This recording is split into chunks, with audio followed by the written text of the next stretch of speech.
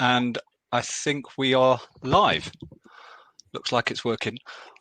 Welcome everybody to today's webinar. Thank you very much for taking the time out of, I know, your busy schedules to join us today. We look forward to announcing a couple of key important updates for Charities today. And so this really is an opportunity for you to hear from Hugh, Brasher and myself about what our plans are, but also give you an opportunity to ask any questions as we get to the end of it. We'll just give it a couple of minutes just to let other people join the webinar. And before we get started, I just wanted to acknowledge the time that we're in at the moment. I hope you're all surviving well with lockdown 3. I know there's a lot of talk at the moment about the challenges of being in lockdown. We've all got our own unique situation, either homeschooling, shared accommodation, whatever it may be, looking after parents and family members. But I think one of the key things out of this is that we're all kind of looking after each other and making sure that we're taking care. And I know for me, exercise has been a key part of that journey of trying to look after my own mental health over the last few months. So trying to get out for a few runs. But yes, sorry, I should just introduce myself. So for those of you that don't know me, I'm the head of charities at London Marathon Events, and I'd just like to introduce Hugh Brasher, event director. How are you doing, Hugh?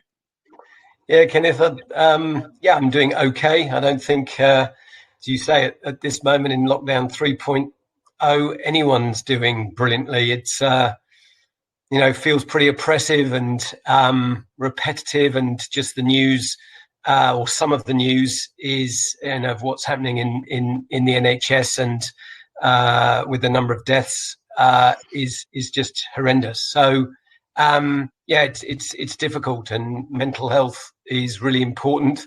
And as you say, getting outside, going for a walk, going for a run, going for a cycle with one other person and having a coffee with them and just have a chat. That's a huge, it's something I really look forward to, and something I try and make certain I do. Yeah, absolutely. I've actually been using my evening walks to catch up with a few people, and I would highly recommend speaking on the phone to someone that maybe you haven't spoke to for a few years. Last night I spoke to an old friend from university. I did go to university.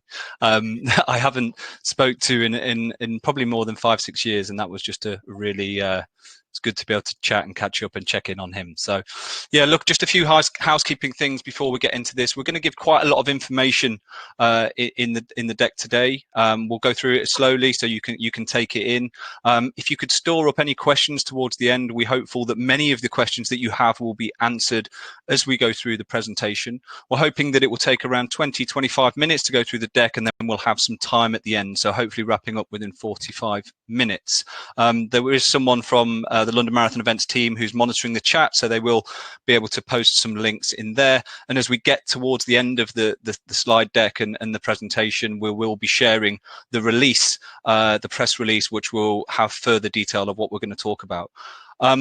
But I think we're pretty much up to the numbers now, so we'll crack on with the slides and jump into the presentation. So really what we're going to talk to you about today is firstly the 2021 Virgin Money London Marathon, and a really exciting announcement that we have for that event. I won't reveal too much, I'll leave that honour to Hugh. Then we're going to talk and give you an update to the charity bond scheme. I'm sure many of you have understand how the charity bond scheme, how it's been around for a number of years and hasn't really changed. So we want to update you on the exciting changes that we're making to that.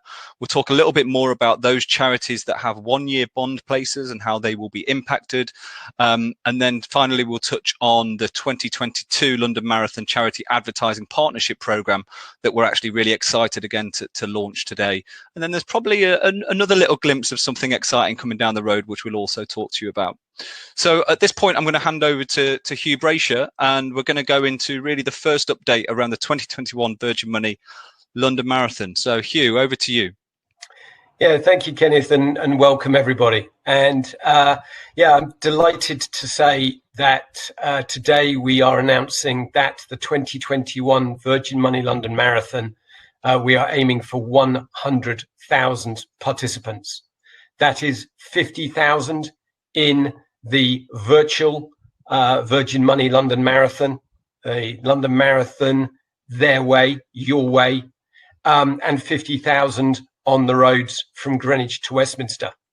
And we believe that this announcement, we hope, is a really important moment, not only for charities, but also for participants, for our event, and how we can really encourage more people to get involved in the London Marathon. And we have all had a terrible last 10 months. The world has had a terrible last 10 months.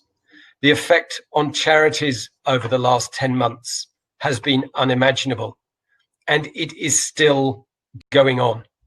But there is hope in the future. We hope that, and are very optimistic, that with the government announcing that by September the whole country could be vaccinated, that this announcement of not only the 50,000 people running from Greenwich to Westminster, but also this new hybrid event, which was born out of the pandemic, that was born out of our 40th race. And what that did was quite revolutionary in allowing participants to take 23 hours, 59 minutes and 59 seconds for the London Marathon. It allowed us to become far more inclusive. It allowed people who had never imagined being able to say they had finished the London Marathon to start reimagining that, to be able to have that medal, that finisher t-shirt, and incredibly to have that community support, the support from their family, their friends, their community, who were clapping, cheering, positively honking their horns at them on that incredible day on the 4th of October last year. And we really hope that this announcement will allow charities to raise even more money for your causes, for good causes, and will truly widen the incredible positive effect that the London Marathon has had over the last 40 editions. So it is something that hybrid events will become part of all London Marathon events, and really is the future of the London Marathon. It really allows us to go further, to expand the incredible work that you do and that we do in inspiring activity, and really giving people something to look forward to and to motivate them, especially now in these dark, long winter evenings, the horrendous weather that was experienced throughout the UK last night. It will still motivate people to go for that walk, to go for that run, and to improve their mental and physical health. So we are delighted to be announcing that. And what charities will be able to do is from tomorrow apply for guaranteed entries to the virtual event. And we are letting runners know that they've got their place from the ballot on the 8th of February. And before that date, you will know whether you have places in the virtual event. So there's a short window for you to decide whether you would like the places, and then we will let you know before the ballot whether you have been allocated places in the virtual event. And we really hope that by subdividing the 50,000 entries into charity entries, into international entries, and into ballot entries, that we will also build the brand equity of the London Marathon to ensure that not only in 21, but in 22 and beyond, charity fundraising remains a central part of this event. And what we're also delighted to say is that the price for the virtual events for Charities will be exactly the same as it is for the everyday runner. So the price for the everyday runner is £28. That includes, when they finish, the finisher medal. It includes the finisher t-shirt. It includes the numbers being sent to them beforehand. And it includes incredible improvements that we will make to the tech, that in 8 weeks with our partner TCS, we created something that I think many people thought was unimaginable. The words that Paula Radcliffe and Steve Cram said, the crowd noise, words that incredibly afterwards we heard from runners, nearly moved them to tears. It was something we never, ever expected. So to be able to say today, we're aiming for 100,000 people on the 3rd of October 2021 is probably one of the most important announcements we've ever made. So that's the first element of what we want to announce. And as Kenneth said, there is going to be a huge amount of information on this webinar. You will get emailed the details. There'll be question and answers that you also will be able to access. We will try and answer as many questions as before. But if you're panicking that I'm going too quickly, if I forget something, which I quite easily might, and Kenneth hopefully will pick that up, don't panic. A recording will be available. The information will be emailed to you. The information will be on our website. So the second announcement is the gold, silver, charity bond and 1-year bond review. And again, this is a huge moment, we think, for London Marathon events, and we hope a hugely positive moment also for Charities. This is the first time that this scheme, our charity bond scheme, has been properly reviewed. It is an overdue review, and we started in 2019. But I think that what happened in 2020, none of us imagined that. The effects in the sense of having to move all the entries from 2020 into either 2021, 2022 or 2023 has had an effect on the delay in the announcement, but also what we're able to announce.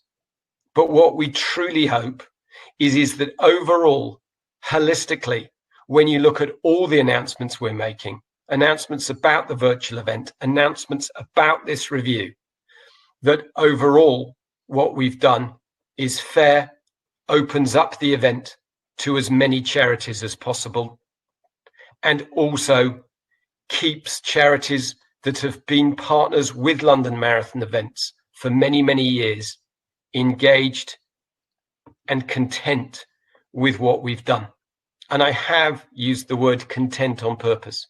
It is almost impossible. I hate saying the word impossible.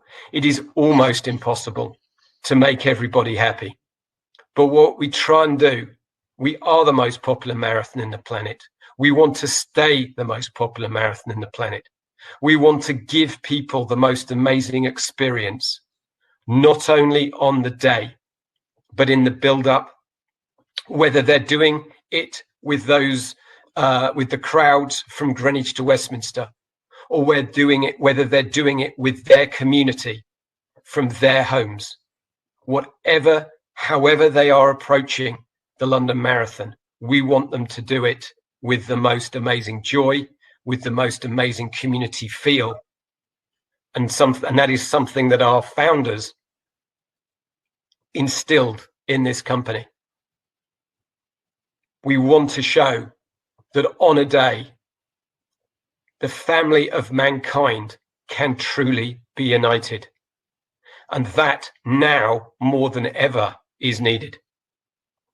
So the fundamental big changes for charities that have gold, silver bonds, and for charities that don't have places, the big changes are happening from 2026. We're doing that in order to give charities that have places enough notice. We are introducing new places for new charities from 2024. So we are opening up the event to new charities, over 600 new charities from 2024, and over 1,000 new charities from 2026. So this next piece is important for charities that have golden bond places or one-year bond places. So for those charities from 2026 onwards, their gold and one-year bond places will be reduced by 20%. So they will retain 80% of their places. So if you look here, if you look at 2023 to 2025, if a charity has 50 golden bond places and has 25 one-year bond places for a total of 75 places, in 2026, those will get amalgamated and reduced by 20%. So those 75 places will become 60 places. And rather than a one-year bond and rather than a 5-year bond, they will be amalgamated to a 4-year bond. And they will be guaranteed, if they wish, that those 4-year bonds stay until 2033. So charities who have been with us for a long time are able to plan through the changes that are going to happen up until 25 and onwards to at least 2033. Because any future amendment to the scheme, the next time that we review it, will be in 2029. And then any changes would come through in 2034. So we're already putting markers in the sand, dates where people know a further review will happen. So we never again go so long without such a fundamental review. So that is the key piece of information for gold and one-year bondholders. There is an additional piece of information for the one-year bondholders, that because of the fact that we've had to move all the entries from 2020 into 2021, 22, and 23, there will be no one-year bonds for 2022. But those charities can already know that they will have them for 23, 24, and 25. And we really hope that with the virtual event, with the additional ability of charities to engage with a wider public and raise money, that overall we have given the opportunity and mitigated the consequences of a reduction in places for people that have had them for a long time. This next announcement is really important for charities that do not have places or have silver bond places. So the silver bond scheme will end in 2025. Any charity that doesn't have places in the gold bond or the one-year bond or the charity bond scheme that will carry on will be able to apply for places in the marathon on either a 4-year bond or a 2-year bond. And that will be over 1,000 new charities. What will happen is that if a charity is unsuccessful in that first application, when the next round of applications happen, either 2 years later or 4 years later, so in essence, every 2 years, charities that have been unsuccessful will then get priority in the next ballot over the people that had previously got the places. So again, we hope that what this will do is ensure that the benefit of being in a partnership with the London Marathon is spread as wide as possible to new charities as much as possible. So that is the fundamental announcement of the review of the gold, silver charity 1-year bond scheme. That was a lot of information, and it was the pure headline information. All this detail will come to you in an email at the end of this. So the key element is we are both trying to protect charities that have had places with us and have helped build the marathon over a long period of time, but also open up the marathon to new charities that have been unable to get places. And fundamentally what it means is, rather than us directly dealing with 1,500 charities, we will directly be dealing with more than 2,500 charities. And that is, we believe, important to open it up, but also important to get the balance right for the charities that have been with us and have grown through the funding that the marathon has provided. The next announcement is about the charity advertising opportunities. So the charity advertising partnership program is coming in-house. Kenneth and his team will be running that. And what I can say is, in the broad principle is, it is better value, and charities will be able to get the same number of places fundamentally for less money than previous. They might not want that, and therefore it will further allow new charities to come into that program. Initially, charities that have been in that program initially will be given a window of just under 2 months to decide whether they want to take the new program. And the charities team run by Kenneth will be making calls, will be sending details from the 1st of February. So I'm not going to go into the detail because, again, it's incredibly complicated. But it is still a lot simpler than what was done before. There are fundamentally 4 tiers of partnership with some great new added benefits, such as arranging time. We've booked Martin Yelling. For those of you that know Martin, he is an inspiring speaker, inspiring coach, and arranging paid for by London Marathon events, his time to engage with charities runners at certain levels of partnership with that program. So Kenneth and his team will be speaking to charities who have been in the program, and then later from April onwards, charities that would like to become part of the program.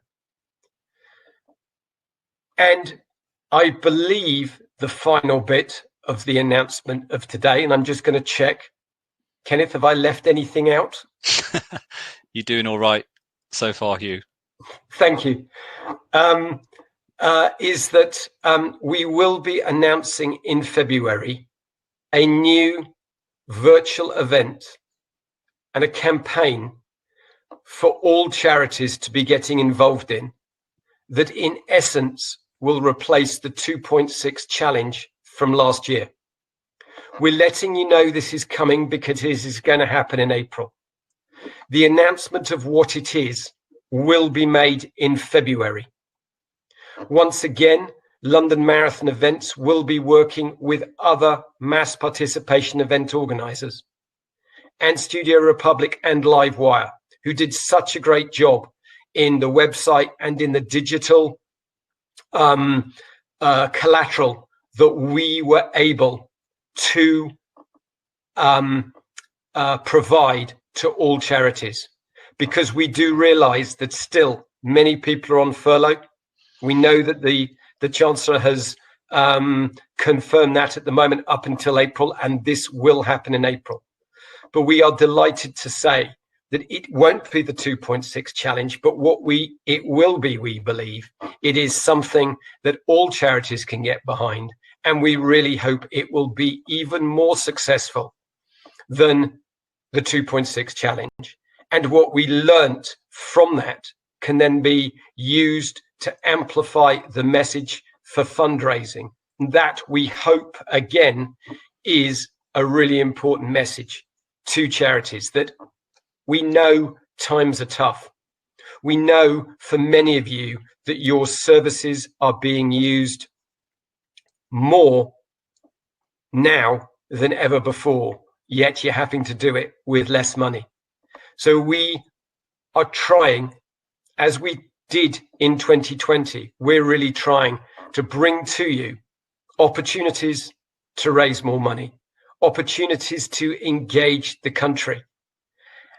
And I go back to that announcement of 100,000 people running the 2021 Virgin Money London Marathon, 50,000 doing it their way, 50,000 from Greenwich to Westminster, is a moment that none of us in this company ever thought, ever imagined that we would be able to do, to be able to announce. And we are so proud to be able to do it. And we hope together we will make it an incredible experience and an incredible fundraising opportunity, and will grow year on year. So thank you so much for listening. I know it is an incredible amount of information. We're going to try and answer as many questions as possible. This recording will come to you. It will be available, and the charities team are available, and there will be information on the website, and we will be also emailing you. So over to questions. Yeah, thanks, Hugh. I think that was, hopefully some really important and exciting updates in there. I think one thing, just touching on the 100,000, and there's a few chat questions in the chat about the virtual event, is we will of course be encouraging anyone who gets a place in the virtual event to fundraise for charity. We have included a link with Virgin Money Giving in the API, so when someone actually registers for the event, they will be able to set up a page for any charity that is registered with Virgin Money Giving. So we're really hopeful that that can help take the fundraising on. Just so, got a couple of questions coming through. Let me just come here. So one of the key questions, Hugh, and as we've said already, just to kind of remind everyone, we will be sending an email out afterwards. So if we don't cover all of your questions, it's probably because the answer will be in the email or will be on the website afterwards. But one of the key questions, Hugh, that comes through is someone saying we only have one or two golden bonds. So essentially a golden bond is 5 places. Will our places be reduced? Yes, all golden bond places will get reduced by 20%. So if someone has 5 golden bond places, they will go down to 4. If you are a big charity that believes that you can, or if you're a charity that believes that you can take a lot more places, you might decide that in 2025, you want to give up those golden bond places and go into the new charity ballot for 4-year places, and take the risk that you get none. And some charities will decide to do that. And that is a decision that each charity needs to decide. There are different levels of places that charities can apply for. And the top example is charities could apply for 100 places. There aren't many charities that could do that, but that's the top. So if you were a big charity, you have 5 golden bond places, which is going to get reduced to 4. statistically, and for those of you that know me, you know I'm a bit of a maths geek, so I apologize for this if you're not. Statistically, you would have to be unlucky 20 times consecutively not to be better off by giving up your places. Actually 25 times, because you've now been reduced to 4 places. And if you think the statistical probability that every person who got places last time, that if you didn't get them, your percentage chance goes up. So if you didn't get them twice, your percentage chance is going to go up again. I can't actually work out the statistical probability of you being better off by giving up those places, but it will be huge that you will get. It will be so likely that you will be better off by giving up those places, but each charity will make its own choice. Cool. Thanks, Hugh. So there's a question, a bit of a theme. What is happening with places that we would usually purchase through Real Buzz marketing packages? Is this added to our golden bonds? We have a small golden bond and get most of our places through Real Buzz. So the Real Buzz places are the charity advertising packages. We're changing them. They're going to be better value. And those charities that have previously purchased them will be given the first opportunity, should they wish to, from 2022 onwards. Those that have purchased them from 2021, they will happen in 2021. They are happening now. But for those charities that then would like to purchase them in 2022, they will be given that opportunity from the 1st of February. Cool. Thank you. Maybe just some clarity, a few questions regarding the virtual event and the charity places in the physical event. Just to reiterate, I think what we said at the start, the virtual event is separate from the physical event. So what you will be able to enter tomorrow is a ballot to get places in the virtual event for 2021. And that is where the price of an entry for a UK entry is £28. So just wanted to clarify that. Quite a few questions, Hugh, just about Ride London and whether there's any update we can give at this point. Yeah, so there is no update we can give today. We are working with the Mayor's office. As I think people know, this is a Mayor of London event that we organise on behalf of the Mayor of London. We're working with the Mayor of London. There will be announcement, we believe, this month. Can't say what that announcement is, but definitely within the next 4 weeks. And we're working with the Mayor of London on that, and the Mayor of London's representative, should I say. It's not directly Sadiq Khan. His representatives we're working with at the moment. Cool, thank you. Another couple of questions just about charities that have a place in the charity ballot for 2021. They haven't received any further information. There will be details on the website about how you can contact the team if you have a place for 2021. I know the consoles are being worked on as we speak, and we'll be out with charities to start registering your runners in the next couple of weeks. So hopefully that answers that one. Hugh, a common theme, which I guess is relevant to all of us at the moment, is, are you able to say anything about the delivery of COVID secure events and our experience probably from 2020 and what that looks like going forward? Yeah, so, we spoke a lot about last year. We spoke a lot about how we had been investigating how the London Marathon could still take place. And a few people then will have seen we used a technology called bump technology. So we could contact trace people, we could warn them if they were within 2 meters of somewhere else. And it was working on high frequency radio transmission, not Bluetooth. It was a lot more accurate. Going past that, we've been working with British Athletics, other mass participation sports organisers, Sport England and the government DCMS on a protocol for COVID secure events. So how do you socially distance events? How do you change the protocol for an order for them to happen?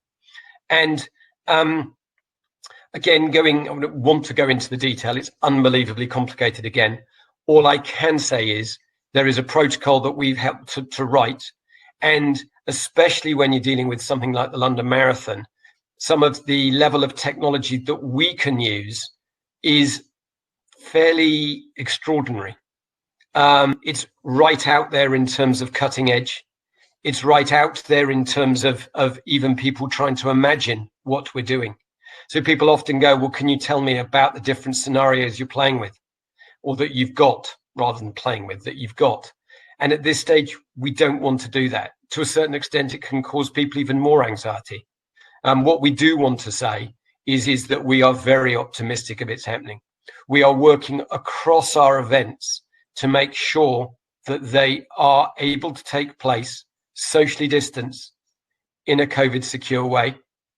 And we have multiple different ways of doing that. But we have to be aware, one of the primary things in this COVID secure protocol is about Public Health England and the NHS. So what is happening there and how we work with them is really important in the decision-making process.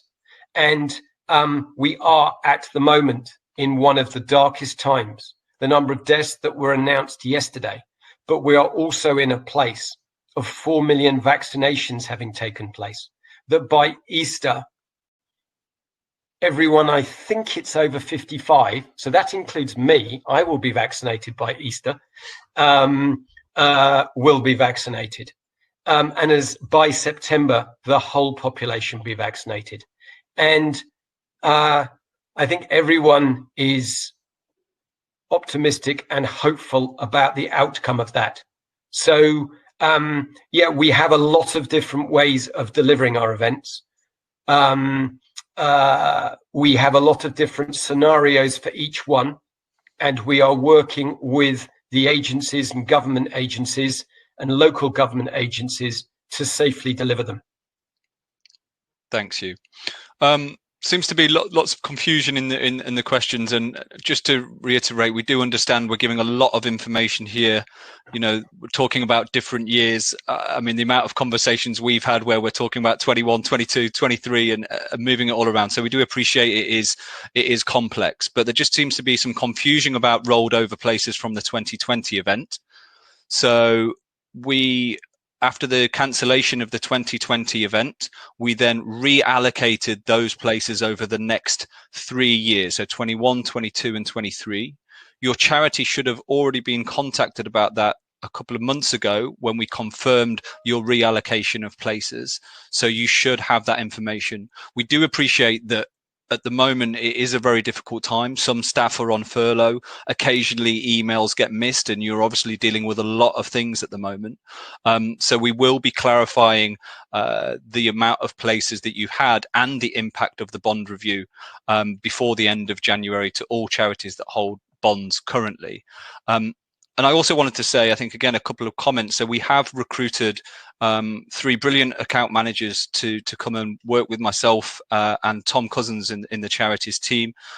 We've got some that have got some charity fundraising background and others that have been in internal promotions into the team. So, you know, a team that is going to be there to support our charity partners, work on improving communications, on giving contact. And we're also got some really exciting plans in 2021 that we hope to make around how you can access information about the places that you hold. So nothing that I'm going to reveal today, but there's certainly lots of great work going on. Just to be clear there, we did announce to people the places that you had in 21, 22 and 23. They all still stand. Nothing has changed from that point of view. So don't worry that any announcement we've made today is changing anything that you already had. It doesn't. They've been ring-fenced. These changes are about the future in terms of gold and silver bond and charity bond. They're about 2026. In terms of 1 year bond, it's just telling you, like you didn't have them in 21, you don't have them in 22. You already knew you didn't have them in 21. You don't have them in 22, but you're being guaranteed them in 23, 24 and 25. It is complicated. That's why everything's coming out by email. I have promised you, I have tried to keep this as simple as possible. As I said at the start, It's probably the world's most complicated entry system. I didn't design it.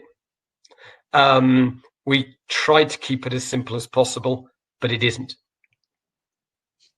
Can vouch for that. So a few questions just in regards to the timing regarding when your charity will be able to apply for places in the virtual event for 2021. So the application for the ballot will open tomorrow. Again, this will all be in the email and on the website. Your charity then has from tomorrow up to the 4th of February to let us know how many places to apply in the ballot for how many places you would like. We will then confirm to charities on the 5th of February how many places you have in the virtual event. So then you can offer these out to runners. So that one just come through. Just scrolling through the chat. Thank you for everyone for submitting their questions. And just to say one thing on the virtual places, because it's another question in terms of if you do not sell those virtual places, no, you can't transfer them to another year. They are the same price as a general entry. That will be the same rule for a general entry. In the virtual event, you have the ability to take part on one day for 23 hours, 59 minutes and 59 seconds. But they're not transferable to a future year for anyone, whether they're a everyday runner, a charity runner, or an international runner. Cool, thank you. So there will be a message that will be posted in the chat that will link to the full release. So you can either click to it there, or we will send it out in an email following this webinar with a recording. So that will be coming out to you. Just looking again, thank you for everybody submitting their questions. Is there one question that just comes through there, Hugh? Just again, a quick one in terms of a Silver Bond charity. You had a 2020 place. Your next place is 2025, and that 2020 place is moved to 21. Yes, if you want a Silver Bond place in 2025, you will still get it. That will be the last year that you have a Silver Bond place. So we're trying to make sure you have the notice period. Everyone understands through that notice period how long this is going to take. Question, Hugh, about the likelihood of the Vitality Big Half going ahead. Can you just talk to that? Yeah, it's the same answer as I gave before. We've got lots of scenarios that we're playing with. We're talking to the local authorities. Where we are now with what's happening in terms of hospitals, things just don't generally look good. But where things are looking in terms of what the government has said, with the number of people vaccinated by Easter, which is the beginning of April, we are still very positive about that event taking place. These are uncertain times. We can't give guarantees. What we are doing is trying to show you the process and what we look at, which is very much what is happening in hospitals, what is happening with the R rate. We don't want to take risks. What is happening with vaccinations. It's all got to be done appropriately, and we will keep you and runners informed. And there's just a question regarding invoicing for the virtual places for the charity places for the virtual event in 2021. So the plan is that once we confirm the amount of places that you have been awarded through the ballot, the invoices will be sent out in mid-February, and then the consoles will be in early April, where you can actually add your runners to your entry console. So hopefully that covers that one. Again, this information will be included in the follow-up to today's webinar. Yep. And another quick question. The virtual event replacing the 2.6 challenge is nothing to do with the London Marathon, in the sense that our virtual event for London Marathon is happening on October the 3rd. Nothing to do with it. It is a new event that we will in February be having a webinar about. And we hope it will be incredibly positive as a fundraising opportunity for charities, should you wish to take it up. Yeah. and probably just one of the final questions, can a charity with a charity ballot place for this year still apply for virtual spaces in the event this year? Which the answer is any charity can apply for places in the virtual event for this year. So you don't have to hold a golden bond or a charity ballot place. It will be open to anyone. And I think we've pretty much covered it there. I know we wanted to run at 45 minutes. I'd just like to say at this point is thank you very much for your patience, for attending today. As I say, we do acknowledge that it's testing times for a lot of us, but thank you all for the great work that you continue to do. I think just to echo Hugh's point at the start of the call is we're at a time when this country is going to need charities more than ever in a lot of cases. So please continue to do the great work that you do. And we look forward to working with you and supporting you through what will hopefully be a fantastic event in October in 2021. Hugh, any final words? No, just thank you for your support for the charities that have been with us for the last 30 years, and longer. We hope to be able to thank you in the future for your support going forward. It has been incredibly difficult for everyone. Times are still so uncertain. No one expected or hoped that we would be where we are now in lockdown 3.0. But we know that there are more people running. There are more people walking. There is a massive pent-up demand for people to take part in our event, both the in-person event from Greenwich to Westminster, but also this virtual event. And we really hope today is that beacon of light in this incredibly dark tunnel. So thank you very much. Really look forward to the future, to working together with you and being successful together.